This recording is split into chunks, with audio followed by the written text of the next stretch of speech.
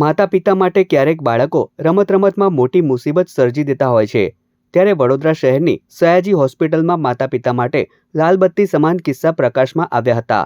પ્રથમ કિસ્સામાં દાહોદ જિલ્લામાં 11 વર્ષીય બાળક રમતમાં પેપર પિન ગળી ગયો હતો, જેના કારણે શ્વાસનળીમાં અવરોધ થતા તે જીવલેણ સ્થિતિમાં પહોંચી ગયો હતો। ત્યારે બાળકને સારવાર માટે પરિવારજનો વડોદરાની SSC હોસ્પિટલના ENT વિભાગમાં લાવ્યા હતા, જ્યાં નિષ્ણાત તબીબોએ બ્રોન્કોસ્કોપી પ્રક્રિયા હાથ ધરી અને ફસાયેલ પિનને સફળતાપૂર્વક બહાર કાઢી બાળકને નવજીવન આપ્યું હતું।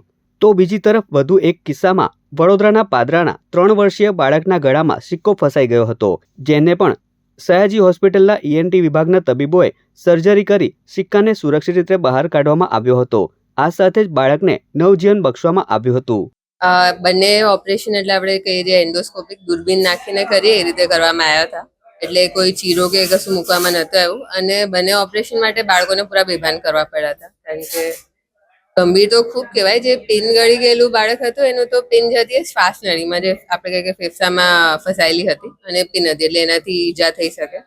તેમ રીતે સિક્કો હતો એ અન્નનળીમાં હતો, એટલે એનાથી શું થાય, ખાવા પીવામાં તકલીફ થઈ શકે બાળકને, અને એ બધું આગળ જતા વધારે સિરિયસ થઈ શકે। એટલે ખાસ કરીને એની કાળજી રાખવી જોઈએ કે બાળકો મોઢામાં આવી કોઈ વસ્તુઓ રાખીને ફરે નહીં કે તેનાથી એ ભૂલથી ઓગાળી જાય। તો બાળકોને લઈને ખાસ કરીને મેઇન કાળજી રાખવી કે કોઈ પણ આવો પદાર્થ મોઢામાં લઈને ના ફરે, કારણ કે નાના બાળકો તો સિક્કા જોઈને મોઢામાં નાખતા જ હોય।